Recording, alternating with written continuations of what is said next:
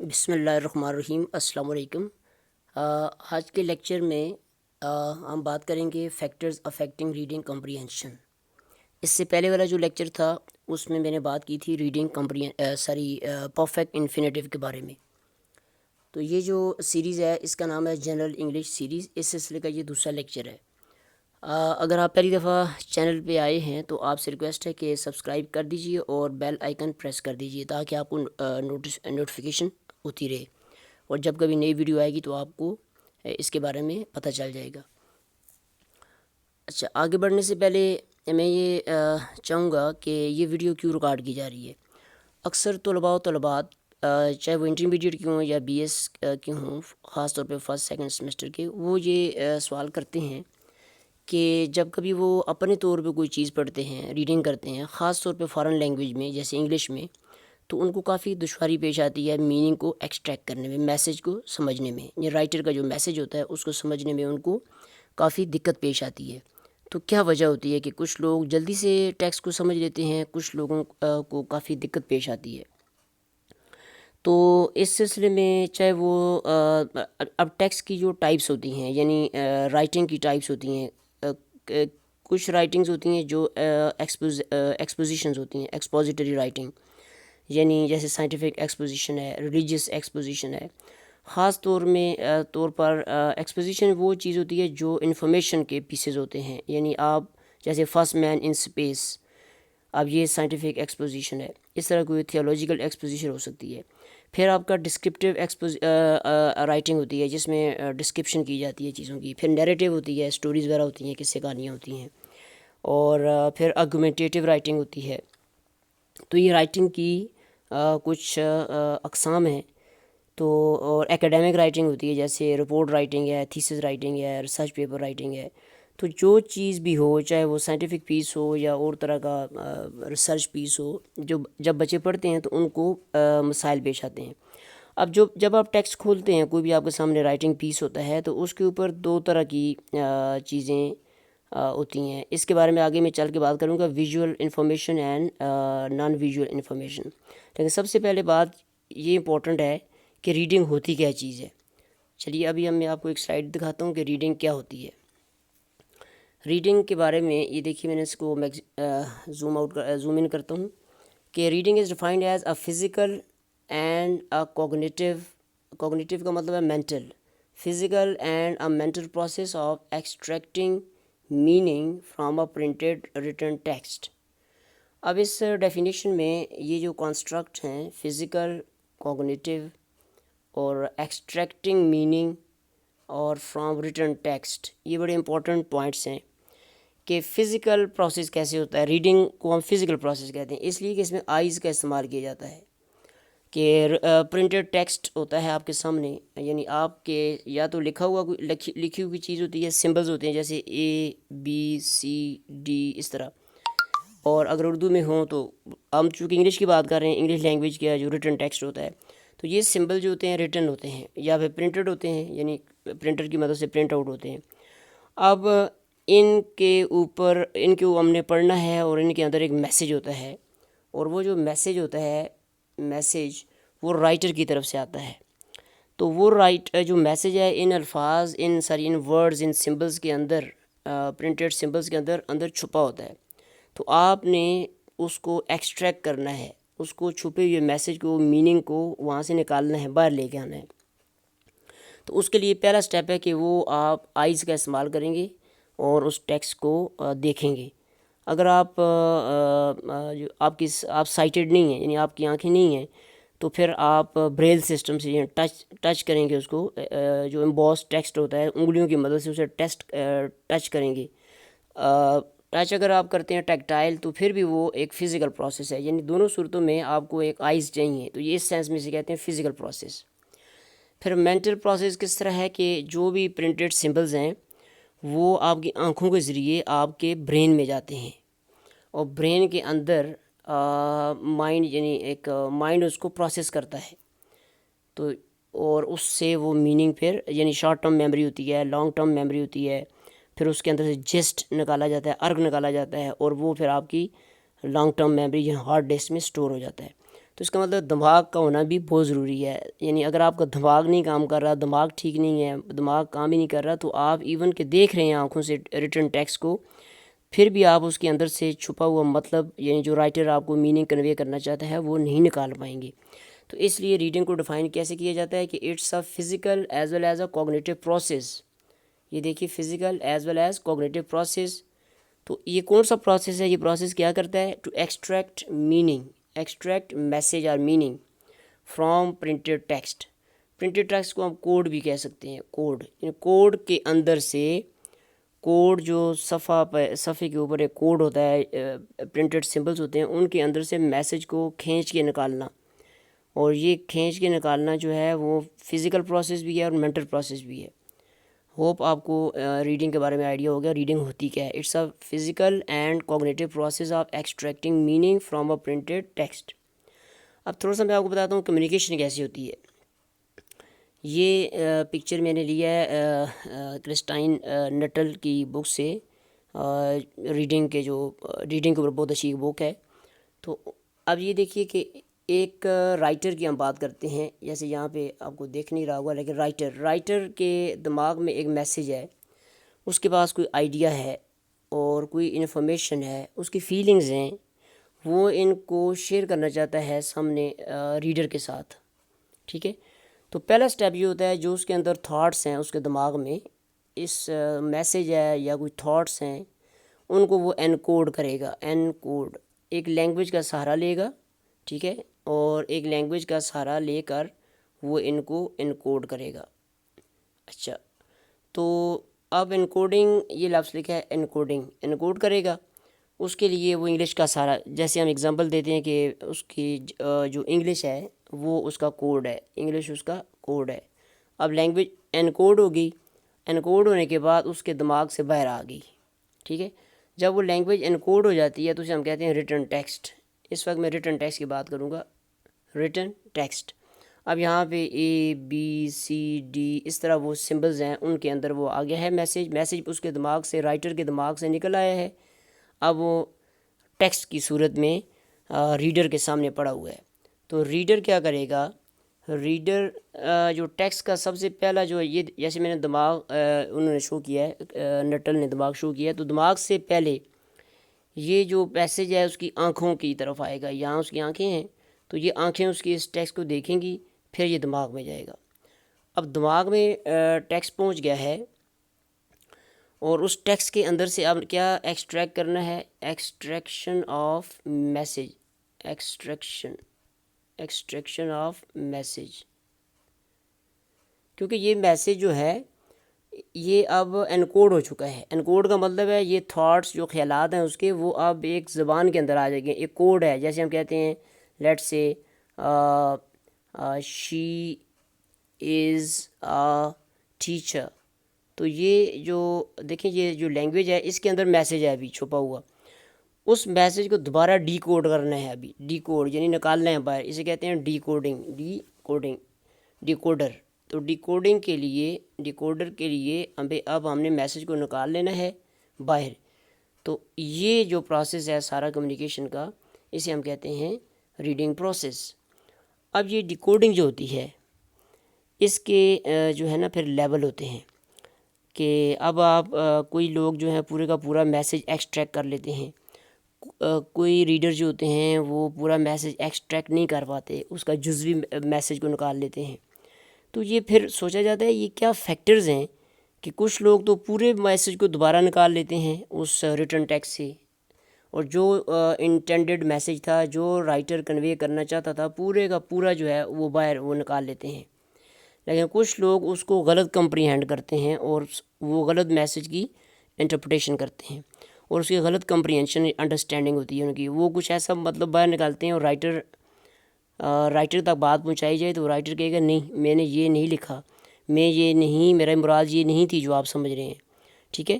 تو آپ غلط سمجھ رہے ہیں، میں یہ نہیں چاہتا تھا. تو پھر کیا وجہ ہے کہ پڑھنے والا اس جو میسیج آیا ہے، وہ ٹیکسٹ جو اس کے پاس آیا ہے جس کے اندر وہ میسیج چھپا ہوا ہے، اس کو وہ صحیح طرح سے نہیں سمجھ پاتا. وہ فیکٹرز کیا ہیں؟ اس فیکٹرز کے لیے یہ 3 امپورٹنٹ فیکٹرز ہیں جو میں نے اخذ کیے ہیں.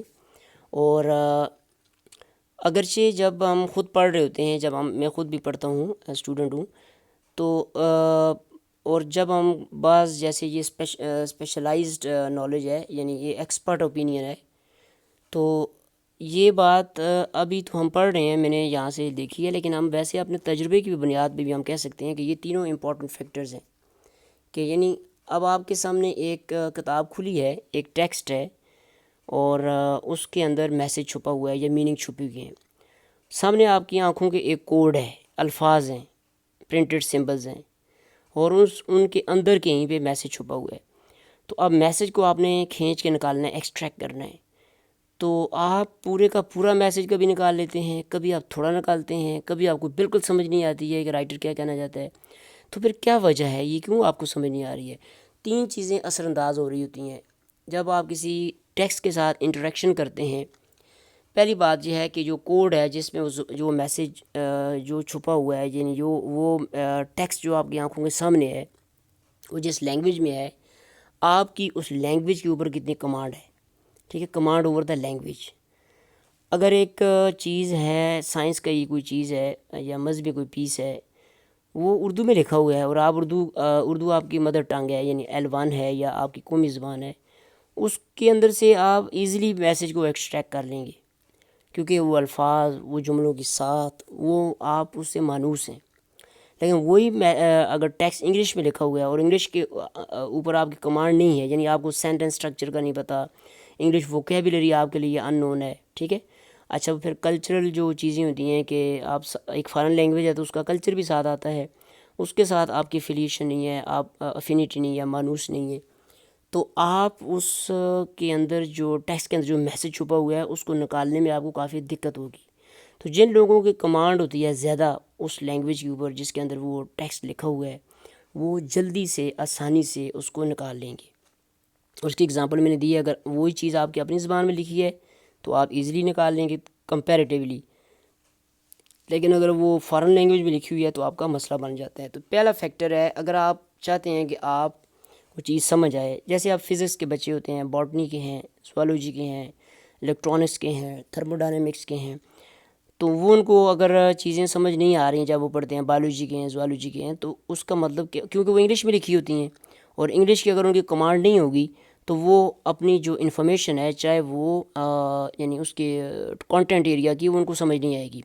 اسی لیے جو سائنس کے اسٹوڈنٹ ہے ان کو یہ باور کرایا جاتا ہے کہ کیونکہ ساری انفارمیشن ان کا جو میسیجز ہیں وہ انگلش میں ہے، ٹیکسٹ سارا، تو ان کو انگلش لینگویج کے اوپر بھرپور کمانڈ ہونی چاہیے.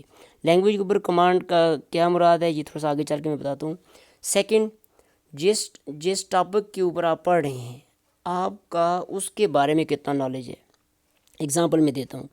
اب میں انگلش لینگویج کا ٹیچر ہوں، اگر کوئی لکھی ہوئی چیز انگلش میں ہے، اور وہ لکھی ہوئی انگلش میں ہے اور وہ ہے بھی انگلش کے بارے میں ہے، یعنی جیسے لنگوسٹکس کے بارے میں کوئی چیز ہے یا لٹریچر کے بارے میں کوئی چیز ہے، چونکہ میرا یہ اپنا شعبہ ہے، اپنا سبجیکٹ ہے، تو وہ چیز مجھے قدرے جلدی سمجھ آئے گی بنسبت اس کے کہ ایک سائنس کا کوئی پیس ہے، سائنس کے اوپر لکھی ہوئی بات ہے. یعنی جیسے کلاسیکل کنڈیشننگ، پیولوف کی تھیری ہے، یا تھیری آف ایوولوشن ہے، ٹھیک ہے، یا آئنسٹائن کی تھیری آف ریلیٹیوٹی ہے، E=mc². اب میں پڑھ رہا ہوں، اب صاف سارے سائنس میرا موضوع نہیں ہے، یعنی میرا سبجیکٹ نہیں ہے، تو میں جب پڑھ رہا ہوں تو اس سبجیکٹ کے بارے میں چونکہ میری کمانڈ نہیں ہے اور سائنس کا میرے پاس نالج اتنا نہیں ہے، تو وہ جو پیس میں اپنے سامنے پڑھ رہا ہوں تو مجھے اس کی تفہیم یا انڈرسٹینڈنگ یا کمپریہنشن تھوڑی کم ہوگی، ہو سکتا ہے مجھے بہت دقت ہو. تو یہ ہے کہ آپ کا اس سبجیکٹ کے اوپر کتنی کمانڈ ہے، یہ دوسری بات ہے. اور تیسری بات ہوتی ہے اوور آل آپ کا نالج کیا ہے ورڈ کے بارے میں، کہ آپ ورڈ اوور آل آپ کو کتنی چیزیں ورڈ کے بارے میں پتہ ہے. جغرافیہ ہے آپ کا. اچھا، آپ کو جیسے سائنس کی باتیں ہیں، مثال کے طور پہ اگزامپل میں دیتا ہوں کہ ایک میں انگلش کی بات کرتا ہوں، تو انگلش کے حوالے سے اگر میں کوئی چیز پڑھ رہا ہوں اور وہ لنگوسٹکس کے بارے میں ہے، اور لنگوسٹکس میرا شعبہ ہے، تو سبجیکٹ تو ٹھیک ہو گیا، لینگویج بھی ٹھیک ہوگی. اب اوور آل ورڈ کا کہ یہ ہے کہ دنیا میں کتنی لینگویجز ہیں. اچھا، لینگویج جب میں پڑھ رہا ہوں، کوئی پیس پڑھ رہا ہوں لینگویج کے اوپر، تو اس کے اندر برین کا ذکر آتا ہے، فرض کرتے ہیں نیورو لنگوسٹکس، تو لیفٹ برین رائٹ برین کی بات آتی ہے، تو یہ لینگویج کے ساتھ اس طرح ریلیٹ نہیں کرتا، لیکن ایک جنرل نالج یعنی کہ باتیں آ جاتی ہیں۔ پھر اسپیچ تھراپیز آتی ہیں۔ اچھا، پھر جو ساؤنڈ ویوز ہیں، ساؤنڈ پیدا کیسے، اس میں فزکس بھی آ جائے گی۔ اچھا، اس میں برین بایولوجی زوالوجی بھی آ جائے گی۔ تو یہ جو نالج ہے دنیا کے بارے میں آپ کی کتنی آگہی ہے، یہ تین وہ فیکٹر ہیں کہ جس کی وجہ سے ہماری ریڈنگ جو ہے کمپریہنشن اس کے اوپر افیکٹ ہو رہا ہوتا ہے۔ میں آپ کو چھوٹی سی جلدی سے، ویڈیو لمبی ہو رہی ہے، ایگزامپل دیتا ہوں کہ جب میرا لیکچر کا یہ ٹیسٹ ہوا تھا، lecture selection as a lecturer, تو اس میں ڈاکٹر عبداللہ صاحب تھے، چیئرمین پبلک سروس کمیشن، تو انہوں نے ایک پیسج مجھ سے پڑھوایا تھا، اور لوگ بھی تھے کمیشن کے ممبرس۔ تو اس میں جو پیسج مجھے ریڈنگ پیسج دیا گیا تھا پڑھنے کے لیے، اس کے اندر پی ہنگٹن کی ایک کتاب کا ذکر تھا، کلیش آف سویلائزیشن۔ اچھا، یہ میں نے پہلے سے پڑھی ہوئی تھی، ایک شوقیہ طور پہ پڑھی ہوئی تھی۔ تو اس میں ہنگٹن نے یہ لکھا ہوا تھا کہ آئندہ جو کلیش آف سویلائزیشن ہوگا، یعنی جو دنیا میں جنگ ہوگی، وہ یعنی دنیا میں جتنی بھی جنگیں ہوں گی اس کی جو فالٹ لائن ہے وہ کلیش آف سویلائزیشن ہوگا، یعنی مذہب کی بنیاد پہ ہوں گی، ٹھیک ہے، مذہب کی بنیاد پہ ہوں گی، مذہبی جنگیں ہوں گی یعنی آپس میں۔ تو جو فالٹ لائن ہوگی وار کی، وہ مذہب ہوگا، یعنی ایک مذہبی گروپس لڑیں گے۔ تو مجھے انہوں نے پوچھا تھا یہ فالٹ لائن کیا ہوتی ہے۔ اب فالٹ کا جو لفظ ہے نا، یہ جیولوجیکل ایک کانسیپٹ ہے، جیولوجی زمین کے بارے میں، جیو ارتھ کے بارے میں ہے۔ یہ بھی میری اسٹڈی تھی پہلے سے، میں بہت زیادہ نقش وغیرہ پڑھتا رہتا ہوں، دیکھتا رہتا ہوں ارتھ کے بارے میں، اور پھر میرا جنرل ریڈنگ میں وہ بک بھی میں نے پڑھی ہوئی تھی۔ تو جب وہ کوشچن ریڈنگ کے اوپر آیا کہ آپ کیا رائٹر کیا کہہ رہا ہے، کہ رائٹر کا میسیج کیا ہے اس کے اندر چھپا ہوا، یہ کیا میسیج دے رہے ہیں کہ فالٹ لائن۔ اب اگر میں نے وہ پڑھا نہ ہوا تو فالٹ کا جو میں ترجمہ کرتا وہ یہی ہوتا ہے جیسے کوئی خامی ہے اس طرح کی۔ تو میں نے فوراً کہا سر یہاں فالٹ کا مطلب یہ ہے، اور پھر انہوں نے مجھ سے پوچھا کہ آپ کے ذہن میں کسی کتاب کا نام آتا ہے اس طرح کا سوچ کے؟ میں نے کہا یس آتا ہے، ہنگٹن کی بک ہے کلیش آف سویلائزیشن۔ تو یہ ہے وہ ورڈ نالج جس کی میں بات کر رہا تھا، کہ آپ کو تفہیم اس وقت ہوتی ہے جب آپ کا اوور آل دنیا کے بارے میں نالج ہوتا ہے، سبجیکٹ کے بارے میں نالج ہوتا ہے جو آپ پڑھ رہے ہیں، اور لینگویج کی کمانڈ ہوتی ہے۔ آپ کو اندازہ ہو گیا ہوگا کہ اگر آپ چاہتے ہیں اچھے کمپیٹنٹ ریڈر بننا چاہتے ہیں تو تین آپ کے پاس جو ہے کمپیٹنسیز ہونی چاہیے، کہ first you have to have the knowledge of the language, English language, اس کا فونالوجی اسپیکنگ کے ساتھ آئے گا، لیکن اس کے ورڈز کے اوپر کمانڈ، اس کا سینٹیکس کے اوپر کمانڈ، ٹھیک ہے۔ تو یہ سارا کمپلیکس سینٹینسز ہوتے ہیں، کمپاؤنڈ سینٹینسز ہوتے ہیں، یہ نالج آپ کے پاس ہونا چاہیے، اور بھی گرامر کے پارٹس آف اسپیچ۔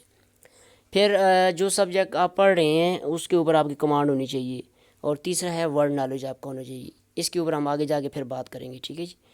اچھا، اب ہم آگے چلتے ہیں نیکسٹ سلائیڈ پہ، کہ لیول ہوتے ہیں کمپریہنشن کے، ٹھیک ہے، کہ آپ کچھ آپ کے سامنے ٹیکسٹ پڑا ہوا ہے، ریٹن ٹیکسٹ، تو کچھ تو انفارمیشن اتنی ایزی ہوتی ہے جو آپ کے سامنے پڑی ہوتی ہے، اور آپ اسے پڑھتے ہیں اور آپ ادھر سے ہی اس کا جو ہے میسیج آپ ایکسٹریکٹ کر لیتے ہیں، اور کچھ انفارمیشن ٹیکسٹ ایسا ہوتا ہے آپ کے سامنے پڑا ہوا کہ اس کے اندر انفارمیشن چھپی ہوتی ہے، ٹھیک ہے، اور وہ آپ کو تھوڑا سا کوگنیشن یعنی اپنے اندر کوگنیشن لوڈ ہوتا ہے، یعنی آپ کو تھوڑا سا سوچ بچار کرنی پڑتی ہے۔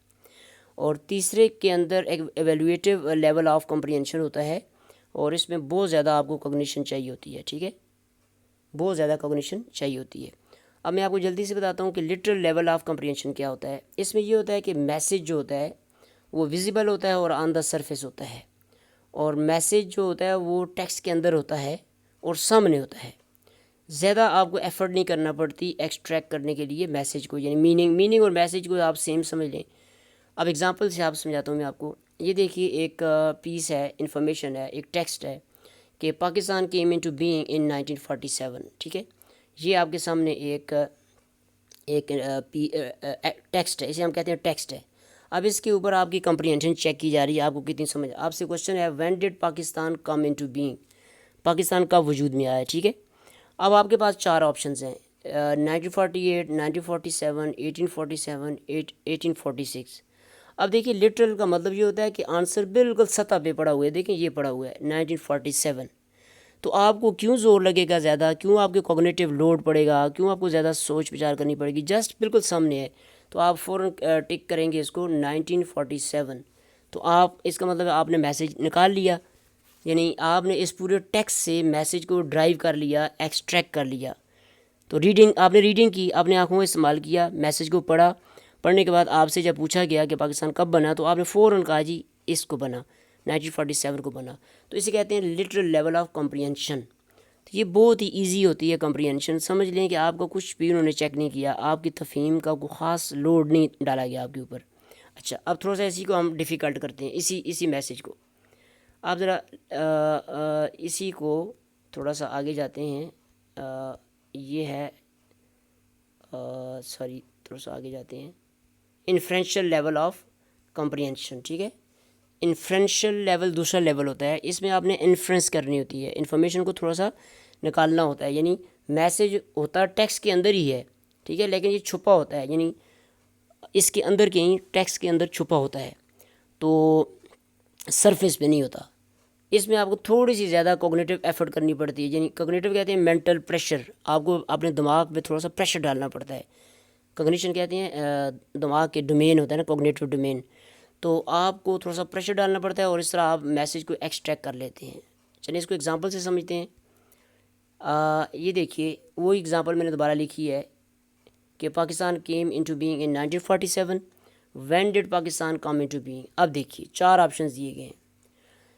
4th decade of 20th century, 4th decade of 19th century, 5th decade of 20th century and 5th decade of 19th century. اب آپ سوچئے خود کہ کیا جواب ہوگا, کہ یہ ہے آپ کے سامنے 1947 لکھا ہوا. تو اس کی بنیاد پہ آپ بتائیے کہ پاکستان کب بنا, کہ 4th decade of 20th century. پہلے تو ہمیں یہ فیصلہ کرنا ہوگا. دیکھیے اب سوچنا سٹارٹ کرے گا, ریڈر جو ہے اب سوچے گا. اب اس نے میسیج نکالنا ہے, میسیج یعنی میننگ نکالنے ہیں, اس ٹیکسٹ کے اندر سے میننگ نکالنے ہیں. اور میننگ کیا پوچھے جا رہے ہیں کہ رائٹر کیا کہنا چاہتا ہے, پاکستان کب بنا. تو اب 1947 کو دیکھیے, تو یہ 19th سینچری ہے یا 20th سینچری ہے. تو دیکھیے یہ 19th سینچریز پوری ہو چکی ہیں, اور 20ویں صدی کے 47 ایئرز جاری ہیں. یہ 20ویں صدی جاری ہے اور اس کا 47واں ایئر ہے. تو اس کا مطلب یہ ہوا کہ یہ جو 19 جہاں جہاں لکھا ہے 19th سینچری, یہ 19th سینچری, یہ ہمارا جواب نہیں ہو سکتا, کہ پاکستان 20ویں صدی میں بنا ہے. ٹھیک ہے, 20th سینچری میں. یہ دیکھیے میں دوبارہ لکھتا ہوں, پاکستان کب بنا ہے. یہ دیکھیے پاکستان بنا ہے, سوری اس کو میں دوبارہ کرتا ہوں. پاکستان کب بنا ہے 47 میں بنا ہے, تو یہ 20th سینچری میں بنا ہے. یہ دیکھیں یہ 20th سینچری ہے اور یہ 20th سینچری ہے. اب 20th سینچری میں تو پاکستان بن گیا ہے. اب ہم جواب کے قریب آ گئے ہیں. جواب ہم آہستہ آہستہ ہیڈن میسیج ہے انفرینس کر رہے ہیں, نکال رہے ہیں. اب دوسرا دیکھیں ڈیکیڈ. 40 ایئرز کا مطلب ہے 4 ڈیکیڈ پورے ہو گئے ہیں, اور 5واں ڈیکیڈ جاری ہے. یعنی 10 کا ڈیکیڈ ہوتا ہے نا, 10 سالوں سے ڈیکیڈ بنتا ہے. تو یہ دیکھیے 10 ایئر 10 ایئر 10 ایئر 10 ایئر اور 10, یہ 50 ایئرز بنتے ہیں. تو پاکستان کو بنیں گے 40 سال, تو یہ ہو گئے, اور 5واں ڈیکیڈ جاری ہے. اب 5واں ڈیکیڈ یعنی 47 کا مطلب ہے 5th ڈیکیڈ جاری ہے. تو اب دیکھیے پھر کون سا ہمارا جواب بنے گا 5th. یہ دیکھیے 5th decade of 20th century. اب پاکستان کب وجود میں آیا, 5th decade of 20th century, یہ بنا ہوا ہے. جو دیکھیے آپ کا جو انفارمیشن تھی, جو میسیج تھا, جو میننگ تھے, وہ ٹیکسٹ کے اندر چھپے ہوئے تھے, اور آپ نے کوگنیٹیو ایفرٹ لگا کے مینٹل پریشر ڈال کے اس کو ایکسٹریکٹ کر لیا ہے. یہ جو لیول آف کمپریہنشن ہوتا ہے, یہ تھوڑا سا ہائر تھنکنگ ڈیمانڈ کرتا ہے پہلی کی نسبت.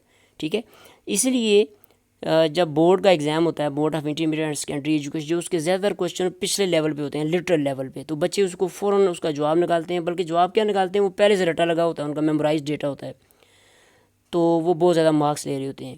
جبکہ اس کے مقابلے میں این ٹی ایس ٹیسٹ اور ایٹا ٹیسٹ جو ہوتے ہیں, وہ اس طرز پہ بنائے جاتے ہیں. ٹھیک ہے, تو جس میں آپ کا higher thinking order skills check ہوتی ہے. ہائر تھنکنگ آرڈر سکل, جیسے میں نے ابھی بولا انفرینشیل لیول.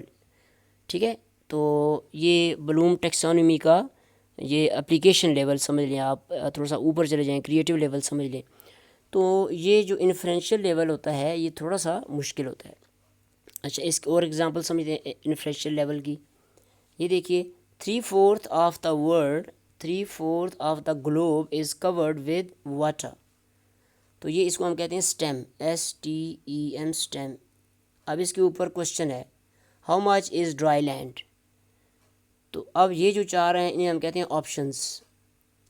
ان آپشنز میں ایک کی ہوگی ہماری اور باقی ڈسٹریکٹرز ہوتے ہیں، ڈسٹریکٹرز۔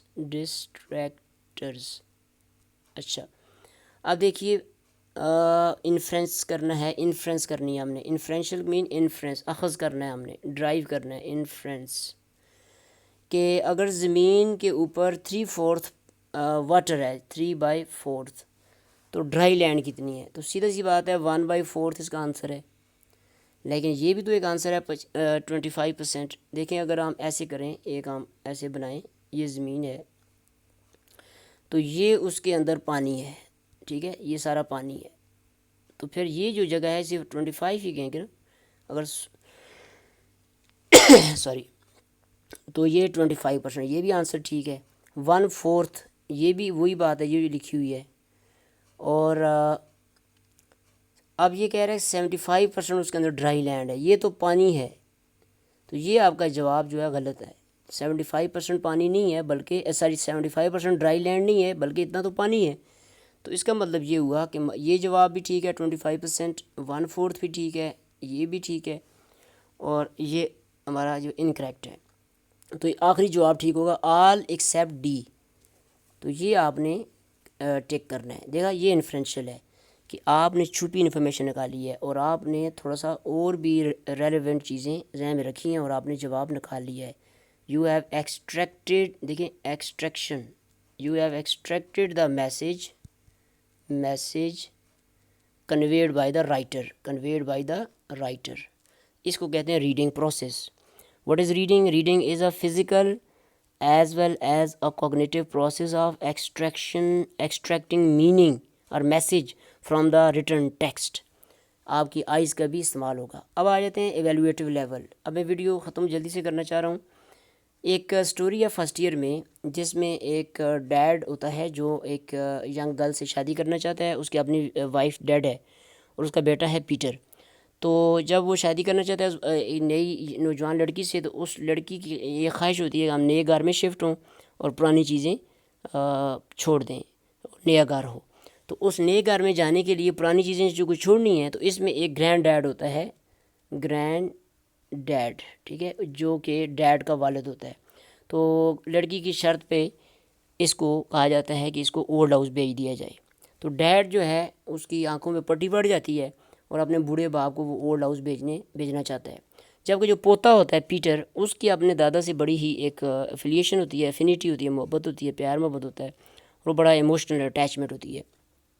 گوئنگ اوے گفٹ لایا جاتا ہے اور وہ بلینکٹ ہوتا ہے، ایک ڈبل بلینکٹ، ایکسپینسو بلینکٹ ہوتا ہے، تو لڑکی اپنے ہونے والے سسر کو الوداع کرنے آتی ہے، اور جیسی اس کی نظر وہ بلینکٹ پہ پڑتی ہے تو وہ اپنے ہونے والے ہسبینڈ سے ناراض ہوتی ہے کہ اتنا بڑا قیمتی کمبل اور ڈبل کمبل لانے کی کیا ضرورت تھی اولڈ ہاؤس میں ایک بوڑھے کے لیے، اور یہ تو تکار ہو ہی رہی ہوتی ہے، اور وہ ڈیڈ چپ کھڑا ہوتا ہے، کو بچہ جو سینسٹیو ہوتا ہے وہ اندر اٹھ کے جاتا ہے، and he brings a pair of scissors, کینچی لے کے آتا ہے، اور اپنے بابا سے کہتا ہے، اپنے والد سے کہتا ہے کہ آپ ایسا کریں، اس کمبل کے 2 حصے کر دیں، ٹھیک ہے، تو کمبل کے 2 حصے کر دیں، اور وہ کہتا ہے کیوں بھائی اتنا قیمتی کمبل کاٹ رہے 2 حصوں میں؟ کہتا ہے بابا، اپنے بابا سے کہتا ہے کہ دادا ابو کو اتنا ڈبل کمبل تو ضرورت ہے نہیں ہے، تو آپ ایسا کریں 2 کر دیں، ایک حصہ جو ہم رکھ لیں گے، ایک ان کو دے دیں گے، تو وہ کہتا ہے بڑا حیران ہوتا ہے یہ دوسرے حصے کا کیا کرو گے؟